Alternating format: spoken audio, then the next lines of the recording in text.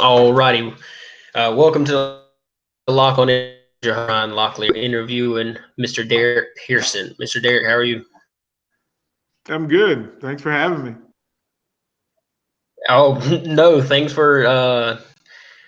I don't know if it's as weird as it is in my head, but the way I see it in my head is my mama messaged me, she messaged you, and then out of the blue, you're just like, oh, okay, sure. Is that. Well, it's not weird. That's how this works. I was in your shoes, so I understand. Yes, sir. Well, I'm in a part of a bunch of podcast groups and stuff like that, and one of the most common questions is, how do you get people to be your guest? And I, I just answered honestly. I was like, I asked people, and apparently that was like, I mean that like lit light bulbs in people's head. They're like, what do you mean you ask? And I was like, I ask, and if they say yeah, they say yeah. They say no, well, they just say no, and I ask somebody else. You can never hear yes if you don't ask. That's the simplest truth of this That's, thing. yes, sir. So one of the things that I actually wanted to talk to you about is your love prints. I watched your video for TED today, and like you became a hero. Like that is, I don't know how that thing could have been any prettier. But before we get into um, your love prints, do you want to talk about the DP and Steven show on 93.7 and a little bit about you? Well, that's the new gig here in Lincoln, Texas. We highlight and focus covering the Nebraska Cornhuskers athletic department, sports in general, but mainly the Cornhuskers and what's going on with them. I've been here for 3 weeks, so it's a new gig here. I'm man, I've been in this so long. I don't know how long I've been in this. I've been doing this a long time. Well, I will tell you that I googled your name when I was first told about you, and there's a whole lot of stuff. And I'm not trying to be rude, but I could spend my whole life trying to look up stuff about you because you have been a busy man. Like from from from coaching to uh, the radio show to your nonprofits. I mean, you in there. You're busy man. Well, I think I've been blessed. I don't think I know. I've been blessed. I've been blessed to wear a lot of hats and travel the country, travel the world. Every different version of me was affected by every previous version of me. Everything you've done in your life to this point leads you to the next thing. I'm really good at paying attention. Um, you know, as an athlete, as a coach, as a broadcaster, as a dad, I'm constantly learning, and so sometimes you evolve. And I've evolved into a lot of different things over the stretch. I'm lucky. More than anything else, I'm lucky and I'm blessed. Well, it one thing I like about it is it doesn't seem to me, which we'll get to here in a second, but it doesn't seem to me like you took your blessings and like put them under your hat and you just hold them there. Especially when it gets to what we're about to talk about, it seems like you really reached out. But when I post this, I'm gonna send a link to the TED talks that you did or the TEDx that you did when I post this video, so people can go and watch it, see what I'm talking about. But before we talk about the love prints, in the beginning of your TED video, you started talking about your childhood, but you didn't get into it. And after watching it, I was like, okay, I really want to know some more about that. So, do you want to because you said you had what, 8 kids in There your were, family? yeah, there were 4 boys, 4 girls. Um, Again, and we weren't rich. We were poor, and we lived in a small house, and there's a really cool neighborhood, full of culture and faith and love. It was just a very comfortable neighborhood to live in. We didn't know that we didn't have much. We thought we had everything. Um, But as you grow, the world kind of exposes itself to you that, hey, it's a little bit bigger than your house on your street. Um, I was bused. I was one of the first group of folks who was bused. So I was picked out of a predominantly black school, sent to a predominantly white school. You got to learn to adjust. You got to learn how to cope. And I learned early that the world is full of really good people. It's full of not so good people, but the good people are louder and they're more consistent. And if you've ever felt pain, like somebody mistreated you or that somebody didn't see you, when you grow out of that, you never want to make anybody feel like they're not seen or they're not heard. And there was a man in that house who was my stepfather. He raised me. He taught me how to be a man. My mom taught me how to be a human, how to be a great person. But my stepfather taught me how to be a man. And then around him, there were all these coaches. I started playing ball when I was young. Everybody in my family was athletic. But these coaches, this community of coaches who, again, filled in the gaps. They filled in the stories. They filled in the love, like spaces where love was missing. These coaches would, wrap their arm around you and tell you it was going to be all right and tell you what you need to know. I was an athlete early, pretty early. I knew that sports. I loved sports as much as anything, other than my family. I was smart in school, but I wasn't applying myself. But my brain was always on, and I was learning whatever was in front of me. So comes to find out later in my life, in the journey, that not only did I have 3 brothers and 4 sisters, but that I have more brothers and sisters, which is a whole nother part of my story. Um, and your mom, it fits a little bit of what your mom went through with her recent life and finding out not only who you are, but where you come from, who you come from. And I found out who my biological father was, and I found out where a lot of my things happened in the 55th year of my life. So there were more brothers, more sisters, more cousins, and a lot more love. And you understand that when love comes and it's not genetic love, it can root you. It can really get to the heart of you. And if you're paying attention and you're open to it, it's going to change the way you love. So yeah, that's where I'm from. Yes, sir. And I don't know if I don't know if I told you about me and Becky, did I? And Brett and the whole, all 15,000 kids that they have. Yeah. Um, but did I tell you? Well, she told me, and Oh, okay. yeah, she told me. So I knew that when you had the nerve to ask me, I have to sit down and talk to you. I like to live by the words, "What are the odds?" And it's what are the odds that any of us are ever here? When we're here, we're always put here at the right time in the right place. And every time, if you remember that you're a miracle, you'll pay attention to people who cross your path and you'll be open to it. And you think, what are the odds, right? That me, a little black kid from just outside of DC in Virginia, would ever meet your mom, who's from Australia, and we meet in a time and place. And yeah, years later, she meets you, and then we meet. So, what are the Right. odds that you and I ever meet? But we're here for a purpose. We're supposed to meet each other, and that's how important all this stuff is to us. Yeah, so I'm glad you see that, because that shows how important and how involved you are with the love prince by you saying that. Because if you don't look at circumstances and situations and count it as blessings, then you can't truly love something. And for the people that don't know, me and Daniel were in basic training together, and we connected like brothers. And so I met Becky and Brett um, right after we graduated basic training, and I graduated in September of 2009, and it just stuck. Like we just couldn't be separated, me or that family.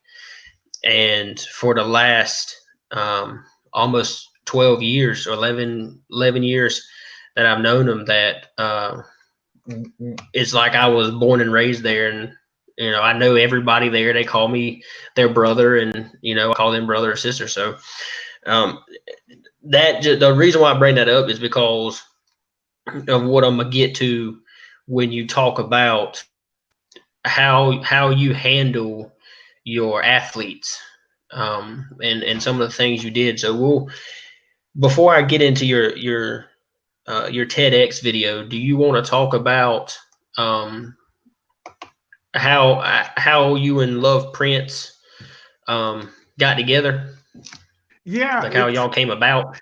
it's a weird thing. And you're a creative guy. To do this show, you got to see things that not only are in front of you, things that aren't. And then one night, late night, as late night thinkers do, an idea comes across, and in my head, and I've always kind of lived this way, but it made it more pronounced and more out loud, which was, if if we our time here on the planet, everybody has a carbon footprint. Everybody talks about a carbon footprint. So your impact on everything you touch, everything you use in your time on this earth affects everything after you touch it, and then everything after you're gone. But that didn't seem personal enough to me. And it seemed to me that to make it personal, if we do this right, it should be a love print. It should be that everything we touch and interact with should be better after we touch it and after we engage with it. And in order for that to happen, we have to leave it so covered in love that nothing else can stick. So the paths that we Right. cross with, right? People we cross paths with, if we love them, they are better. They are better than we found them. And we're better after they found us. Love requires action. You can love somebody, but if there's no action to tie that in, then you've wasted the most powerful thing on the planet. And action requires love. You can be busy, but if it's not love based and it's not moved by love, you're not accomplishing much. So I Right. figure love and action together. One requires the other. If you, in fact, do it, the next thing that you do with love attached to it, because you love it or you love the person you're doing it for, you're both better for it. And you're so covered in love that nothing else can stick. Now, you met you met a family during hard times. Like, you're separated, folks are separated, and you're going through tough stuff. But somebody loved you. Somebody loved on you. And once you've been loved on properly, once you've been loved on authentically, you're never the same. You're never the same. And you know what real love feels like. You know what real love sounds like. You know what real love acts like. So when somebody approaches you now, you know whether there's love attached to it, because you'll say, this doesn't feel like love. This doesn't sound like love to me. So Love Prince was things that I did in coaching, things that I did in life. And I wasn't always this person. So let's be clear. I was not, there are no angel wings in that. But in order to Yeah. learn what you're supposed to be, you have to learn what you're not supposed to be. And there are things I did in my past that I'll never be able to correct, but I can make sure that I don't repeat them. And those are messages. All the mistakes I made in my life, I say, I tell for my daughter, for my grandson, for my wife, for the kids I coach, and the people I coach with. I made those mistakes so they don't have to. It's much easier for me to say, I've been down that road before, don't go. And that's a love print. A Yes, sir. love print is the next thing you do, which is this thing, that we love it, and we'll both be better after we're done. And once it's done, your love print will be left on me, mine will be left on yours, and ours on anybody that watches this if we do it right. Yes, sir. And see, one of the things that I talked about, and we'll get into the TEDx now. is in the beginning, which I'm gonna let you comment on, but in the beginning, you asked everybody a question, and it's like, what are you here for? And like, I guarantee you, it was something to the effect of, I guarantee you're not here to talk about superhero, or you didn't think you was here to talk about superheroes, but you are. And when you got into it, I'm a big superhero fan, and people don't understand. I'm I've always been a superhero fan for your version of what a superhero is, not the version of a comic book author. It's more of when you. Well, I'll tell you what. How about this, Mr. Derrick? How about you explain what you explained in the video as far as standing in front of the mirror, standing up with your chest out, and like that whole spiel, because it's a lot more than you doing it. You know what I mean? Yeah, but let me correct you first. You said I'm a big superhero fan. The Mm-hmm. correct thing is that you're a big superhero. The Right. thing that you're doing, the thing that you're Well, doing is to help people. The people who are looking at this, they're coming to you for love. That's why they're here. They know something good's going to happen when they call out to you. When they send up your bat signal, they know you come running. They know something good's coming. That thing when you were in service, right? You're training, and you're tired, you're beat down, you're worn down, and there are times you want to give it up, and times you want to walk away. But what each of us do on a daily basis, sometimes several times a day, is at our lowest, we remember why we're there. We remember why we're doing what we're doing. And it's the thing that in your military picture, right? When they take the picture, you get out of boot camp, the chest goes out, chin goes up. There's a bit of pride. And at that moment, you love yourself and you love every reason why you did this, every reason why you went through it. Every morning before you go to work, you're tired, you're sleepy.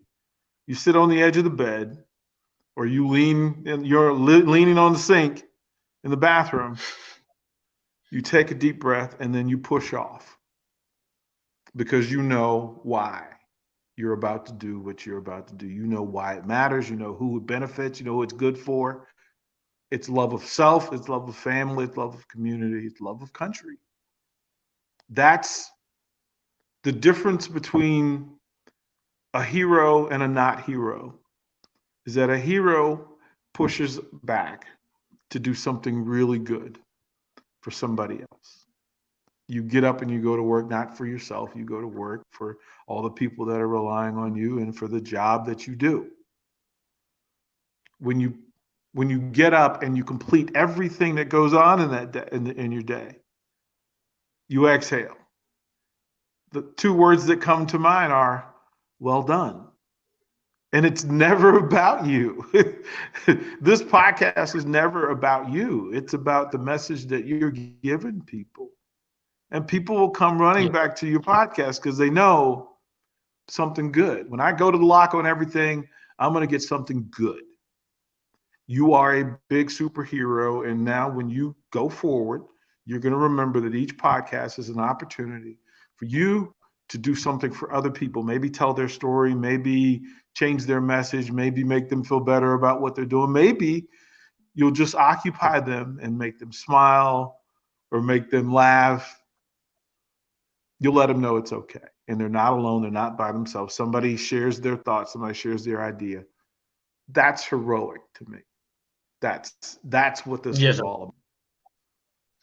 And see that, I think that's the reason why when I see people that complain about the situation that they have. I don't know if my mama told you, but I went to school to be a minister, and so faith is really big for me. Okay, um, but I had a chaplain tell me one time that I had way too many sharp edges that I need to file down before I be a chaplain, especially in the civilian world. And one of the reasons why is because I don't feel sorry for anyone. If someone's in a bad situation, I can I can understand the person, I can understand the situation that they're in, but I always see a way for that person to get out, even if that person don't see a way to get out. So I can't look at a situation, and that's the reason why I want to talk to you about the video that you did with and what you do with athletes, because when you see someone and you see a way out, especially as a child, they won't see it, and it's your job, as you said in your video, as a leader, to show them. So, and as one of the examples is, you got one with one of your athletes, and you told them that they're gonna have to do better in school, they're gonna do this, they're gonna do that, and they're like, "Oh, well, I'm smart enough, I'm good." And you're like, "Yeah, but you're the leader. So what about the dumbest person? What about the slowest person? What about the weakest person they need?" And like you said, when you do something for somebody else, it makes a difference. And see, my childhood wasn't the perfect, wasn't the best, but my goal has always been to make sure, and I'm going to use your word, okay? Always make sure that my love print is that my children start one step from where I started from. I don't want my children to start where I started from, and I don't want my children to start behind me. So whether I have someone that wants to stop me because I'm a male, or because of my race, or because that, how I was brought up, it's not going to stop me, because the goal, like you said, is for my children. My children is what I fight for. That's what I struggle for. That's what I joined the army for. That's what I deployed for. That's like you said, waking up and push off the sink. It's not for me, because if it was for me, I promise you, I'd be Yeah. doing something a whole lot different, Mr. Derrick. You just take the I easy mean, way, right? yeah, I mean, we're just going to do something else. And when I saw your video, and you talk about what you did with these young men, and I don't know if you work with females too, but it's really most importantly for young men, because in the society we're in today, being a male is not okay. Being masculine is not okay. And then on the opposite side is, men aren't taught to love, because the emotion of love is mixed up, which I know in the Greek language words for love. In our English language, we have one. And a lot of the time, the word love is a sign of weakness. But I know as a football coach that, you may have loved athletes, but they may not have always thought that you loved them. Especially It's when they it's did something. it's purposeful. Um, a lot of people play sports or go to school or work for various reasons. They're never always the same. And I'll tell you this: whether it's male, female, young, old, black, white, blue, brown, love is the best part of us. That's really what it means. And the Love Print logo, and I don't know if you can see it on my shirt, but it's a hand and a heart. Oh, I like that. It's a hand and a heart. The hand is action. The heart is love. Hmm. Together, again, separately, they're great, but together you can accomplish anything. If you love and you're willing to action on it. And people sometimes are given the wrong message that, well, as a man, I have to be busy, but I can't. Love is soft. No, love is the most powerful thing that exists. Love, as a person of faith, you've been told that God is love, and Hmm. I don't know how any of that could ever be bad if you love yourself, you love why you're here, you love what you're moved by. So No, that. I don't buy into that men are allowed to be masculine. I think whoever's giving the message that love isn't masculine doesn't know what love or masculine is. Because some of the strongest people that I've ever met, most of the strongest people I've ever met were women. They're strong men in Hmm. my life. But there are strong women in my life who went through a whole lot because they loved everybody around them. And with players and young people, sometimes I have to find out first why are you playing football? Why are you playing baseball? Why are you playing basketball? And sometimes it's to fill a space. It's a space that love is supposed to occupy, and it doesn't. Well, if you come to me Mm-hmm. with that and I find out pretty early that love is why you're doing this, we're going to get along just fine. I can coach Mm-hmm. somebody who wants to be loved. Somebody who wants to be angry and has venom, something else has filled those spaces. It's not love. I can battle and try to outlove whatever venom and poison is in them, whatever negative thing they have in that space. Some players just need a coach, a person, another human being to love them strong enough that they start to believe in it. Most of the people that are Mm-hmm. angry people just don't know what love is. They never felt it. They don't know how to give it because they never received it. So coaching to me isn't as much about the plays and the X's and O's. Coaching to me is about loving people using the whole mantra behind Love Prince is loving and learning through sports. If I'm in front of Mm-hmm. 100, if I'm in front of 100 guys, that's 100 people that I can love. Each of them love me, but I get to love 100 people and I get 100 pieces of love back every time I love. Every time I show up, I get 100 to 1. I keep winning. I keep winning. And Mm-hmm. that's your unit, right? When you do something good for your unit, your value goes up and you get it back unit fold for you to do something good again. Once you've done it, you never forget it. Yes, sir. And I'm glad you brought that up because the next thing I wanted to ask you about is you talking about how when you're picking a team, the first person's always the easiest. First round draft pick's always the easiest.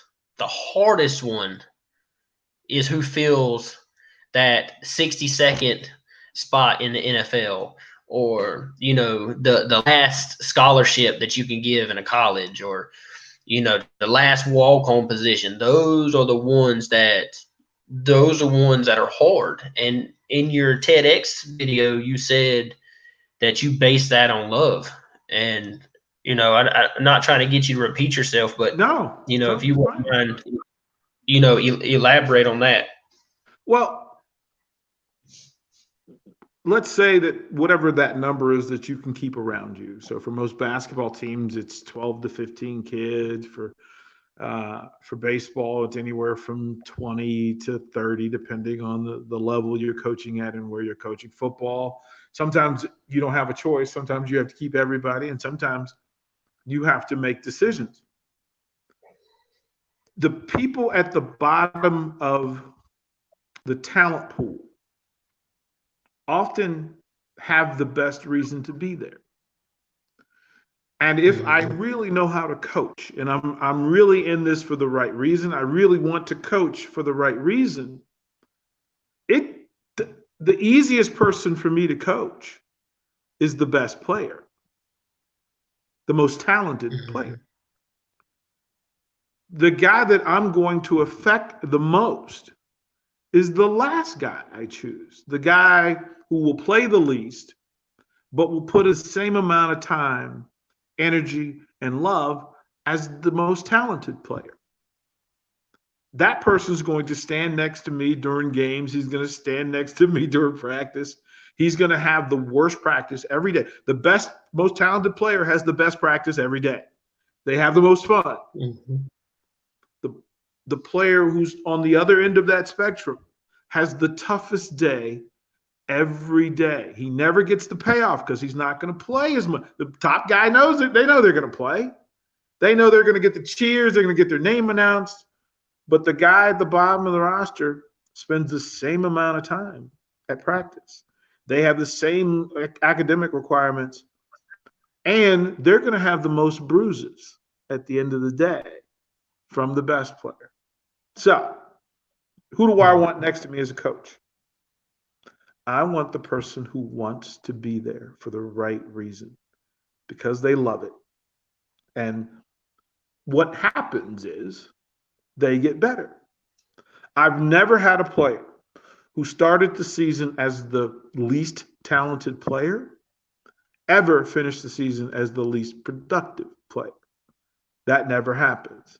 They always improve because there's more room for them to improve and there's more space for them to elevate. But we both get the most from it. To get a kid that I had a kid at one of the high schools that I coached at that showed up for the first day of scrimmages wearing his Sunday church shoes with his uniform. He didn't know any better, and he didn't have any other choices.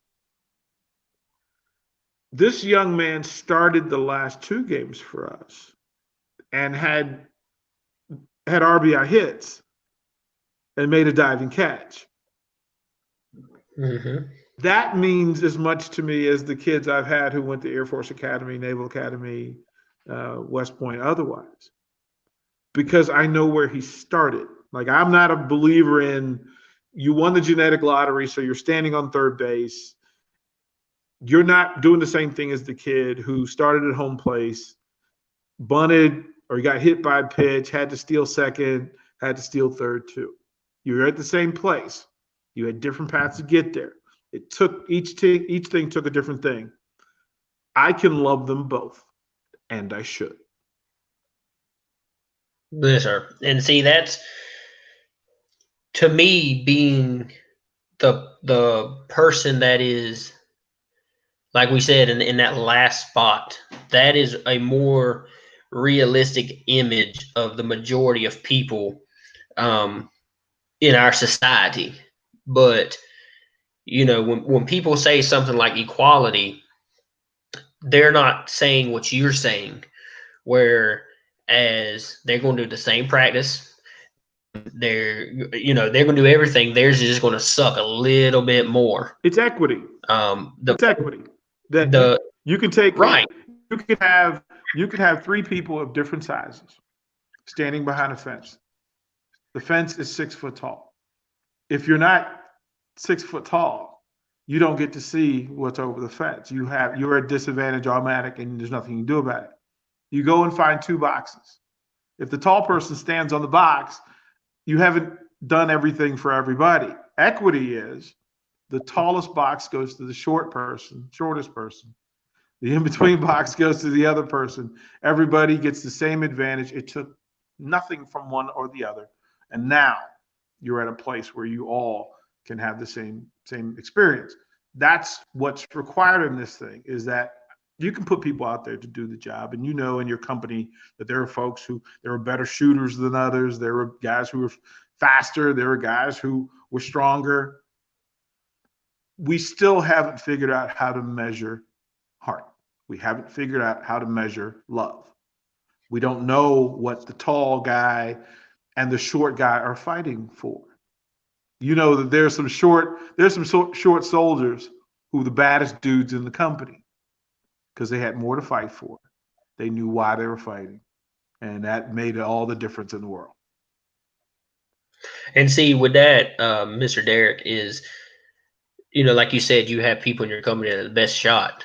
Well, when emotions running and stress is high, the person that's the worst shot may become the best shot because they shoot like crap when they're still, but when they're under pressure, they still shoot like crap. But the best shooter, when they get stressed out or their heart starts bumping, they don't maintain the same the same shooting abilities of that raw talent like the person who just sticks with the fundamentals. And that's pressure bust pipes. That's the phrase. Pressure bust pipes. Yeah.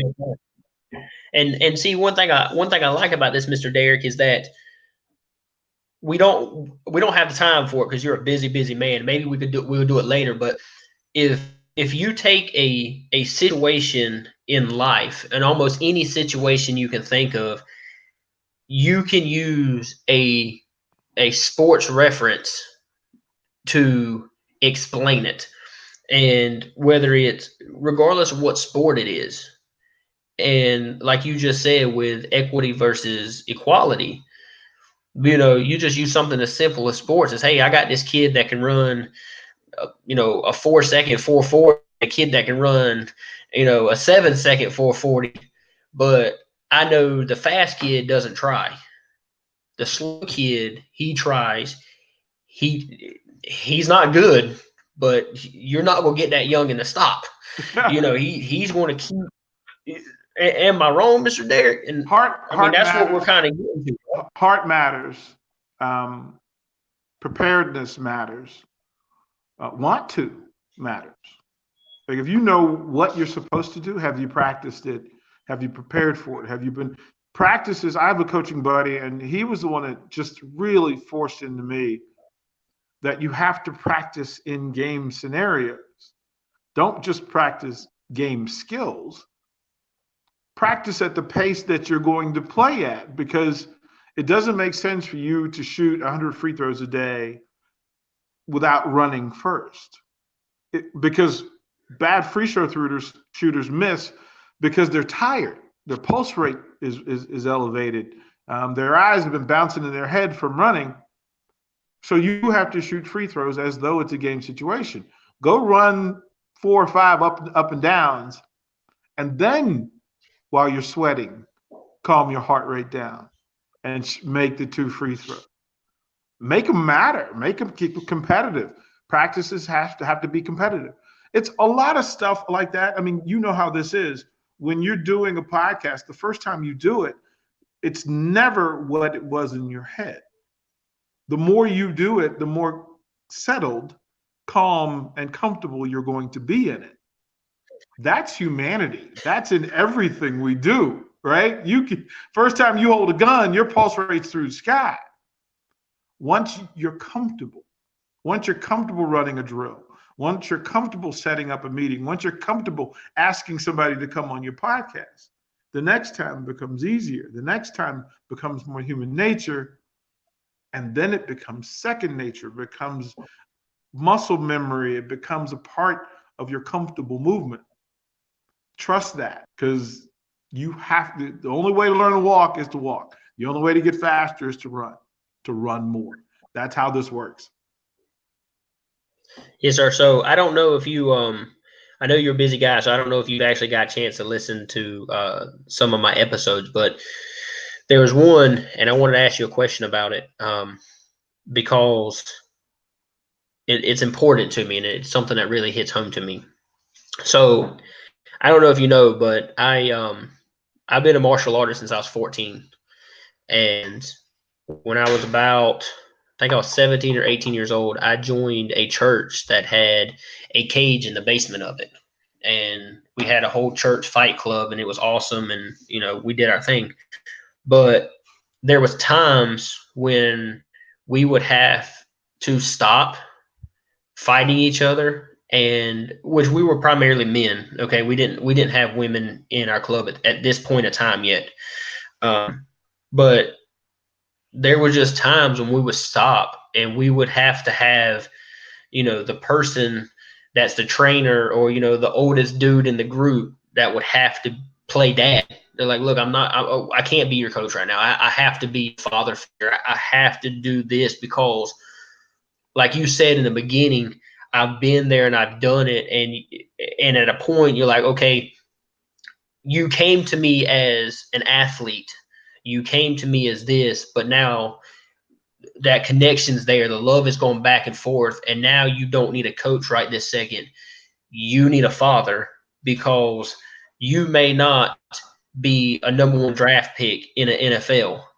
But like you said on your video of your captain that joined the police force, what you did stuck with him because you came to him as a coach, and then he realized later you actually came to him as a parent and as a strong masculine male, and you didn't take his crap.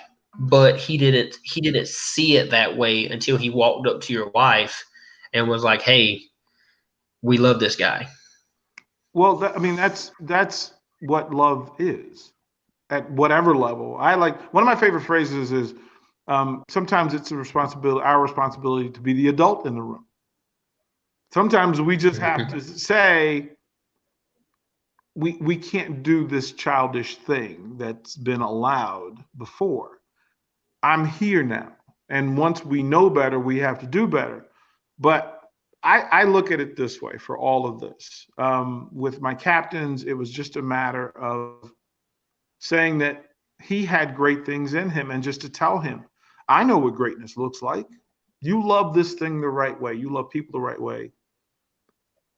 Don't not love them. Like this was love your Right. team. Like you want to lead them. In order to lead them, you have to love them. That was it for me all the way. So as a captain of my team, and to this day, anybody that's been a captain on any of the teams that I've coached in any part of my life, and a lot of these captains are now coaches, college coaches, high school coaches as well. But I still call them captain because that was an honor. They honored me by leading my teams. They took the responsibility of leading my teams.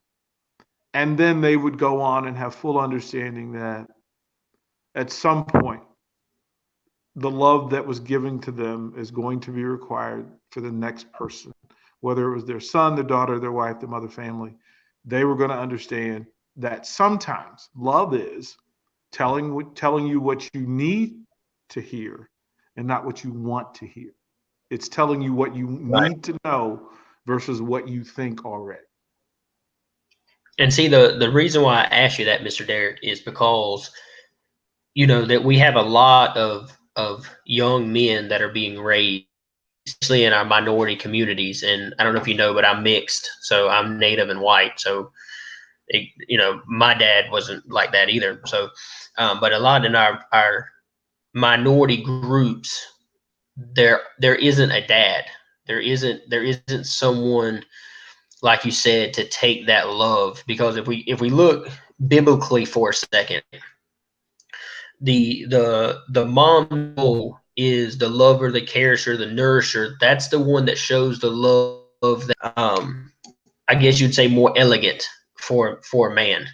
That's the more, the softer love. Whereas a father, they're supposed to love, but it's more like you said.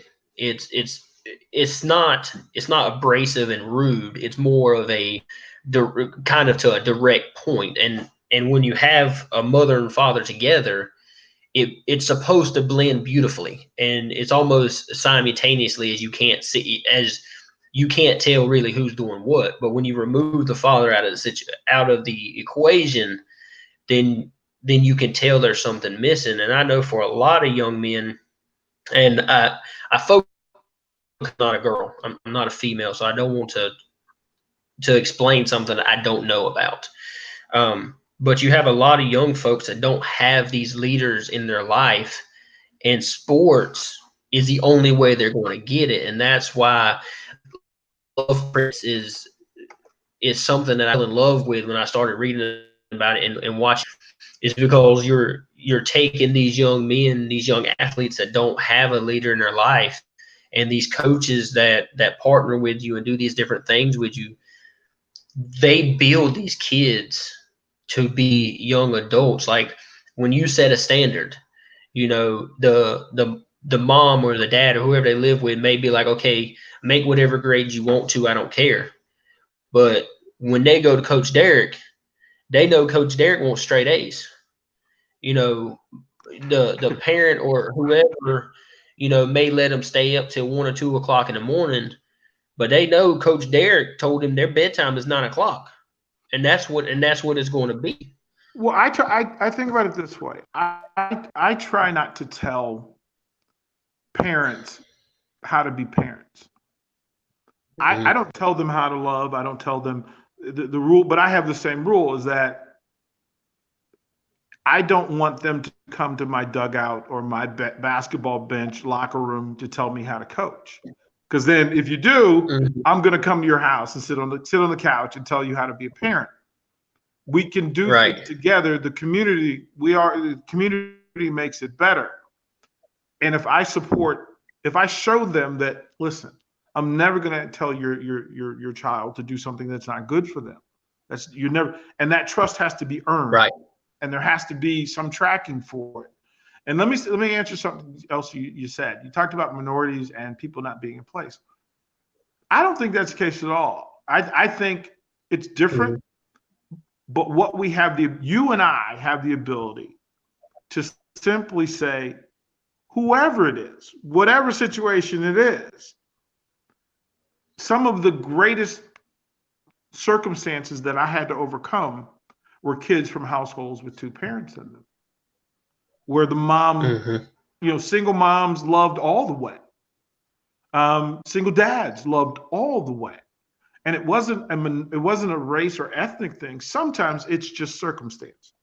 It's just circumstance. And I'm talking about, Right. I've coached in Utah and Carolina and DC, Virginia, Texas. All of it is based on this. Whatever your circumstances are, I can love you. I don't know whether you have one parent, no parents, two parents, four parents. I don't know. I don't know if you have straight parents, gay parents, Baptist parents, Christian parents, Muslim parents. That's not my place. God didn't ask for my help with that. It's my job. Mhm. It's my job. And it's my choice to love Right. them for every hour that I have them. And that keeps it simple for me. And I mean that, and it is, and the reason why I bring it up is obviously I'm being with more personal experiences rather than of Right. mine, rather than saying Oh what no, your but that's personal why I want to experiences say are. to you, that's why I want to say to you, young man, you have the Yeah. opportunity to love a lot of people in this forum. Hopefully, as you're loving all of the people who watch, that you're reaching a place where you love yourself because you're worthy. Right. Because you're worthy. Doesn't matter whether you know your parents or not, you're worthy. Put your cape on, dude, and expect to do this because this is what you're here for. And I mean it. Like I said before, it's just all about. It's crazy when people talk about sports and it's throwing a ball, kicking a ball, hitting a ball, whatever it may be. But we sit down and have a conversation like this. It the whole life experience comes back to it. You can take a child and, like you said, all you had to do is ignite your captain's fire. And as you said, is his cape's going to open up in the White House, and you say that because it's a challenge. Go do it. You you know, and so it really more the way I see it is that when we get in these situations, there's always that one person that we can go to, and one of my favorite chaplains always told me that the mentor can't pick the mentoree. The mentoree has to pick the mentor, Mm. because if you can't you can't force someone to accept you if they're not going to. But like that captain that you talked about when he told your wife, and you can correct me, but you know, he said he didn't want to like you, but whether he knew it or not, he chose it. I mean, he chose to want. He Something happened between, which we know it, but something happened in him to where he went from I don't want to like this guy to one day he was like, oh shoot, I actually do like this guy, There, no there's a, matter how much I think I don't. there's a. I talk to different schools and groups, companies all the time, and in one of those that was captured, I was talking to a school in Texas, and he captured a moment where I'm just like everybody who's watching this. We're more alike than we're unalike. And what happened to me was the same thing that happened to you. Love happens. Love happens. Mhm. Somebody decides to love you enough to pay attention. Somebody loves you enough to be present. Somebody loves you enough to tell you what you need to know. Somebody loves you enough to pat you on the back. Somebody loves you enough to say, well done. Somebody loves you enough to point you in the right direction or to point out this amazing trait in you. That's how it happens. That every day he showed up, I was constant in loving him and telling him, look, man, you're going to be something great because you already are. You already are. So that's what, through all of us, I don't know what part of humanity forces people or allows people to listen to people who hate them more than listen to the people who love them. It's a humanity thing, and if I could, whoever figures that out will win the Nobel Peace Prize.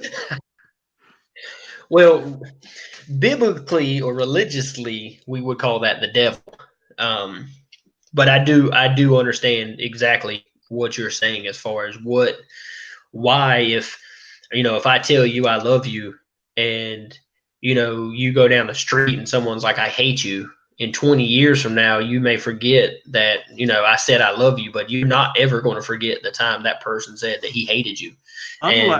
Unless you know through your experience, history, and through pure volume and repetition, right, that not love is a lie. That's you. They can tell me you hate me. I don't believe you.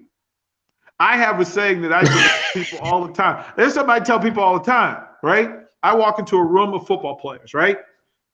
100 Bulls, right? And I walk in and I get close. And pay attention now, right? Pay attention. And I asked them to look me in the eye, and I said, I want you to remember one thing and look at my face when I do this. My smile is undefeated. So is yours. Never forget that. Yeah. That does make a lot of sense, and that's what our society needs. That's what our world needs. That's what everybody needs is for love, and it's a genuine thing. It's something that you give without trying to force it to come back. And that's one reason why I'm a big man of faith, as like you said, God is love, and God gives us love. We don't have to ask for it. We don't have to beg for it. We don't earn it. We don't do anything for it. It's there. It's going to be there whether we like it or not. It's not going to go anywhere. It's been forever, and it will be for always.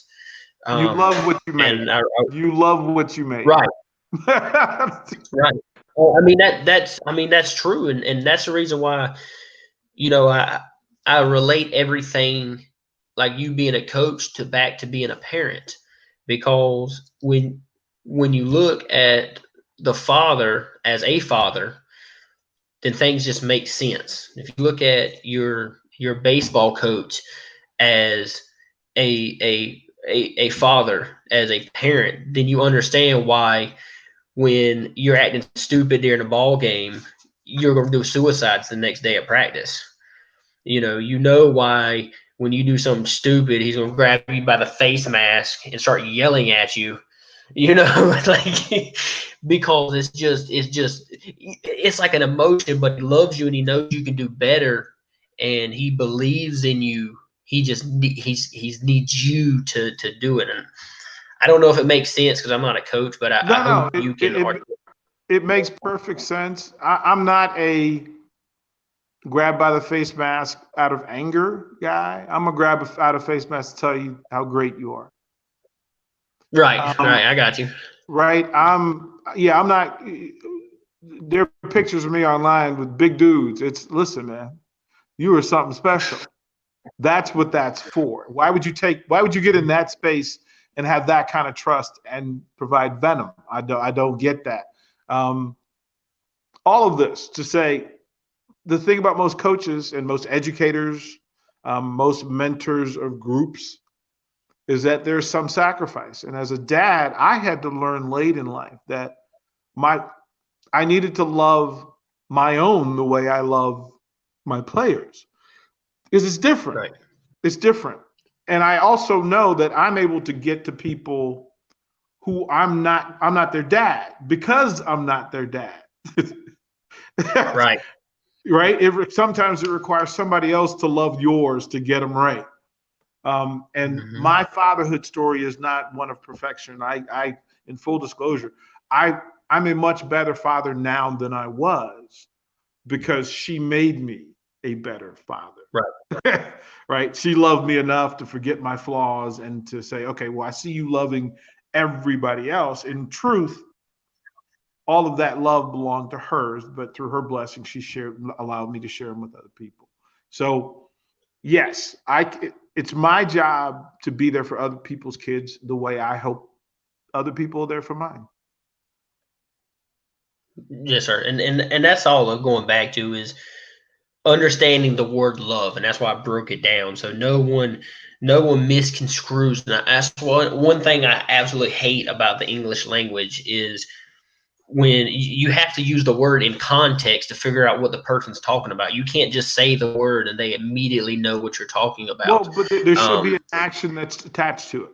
There should be yeah, a love-filled, positive action tied to it. You can't hit somebody and say "I love you." You can't yell at somebody and tell them you love them. The two don't match, and when they don't match, it's a reason. You know what love sounds like. You know what love acts like.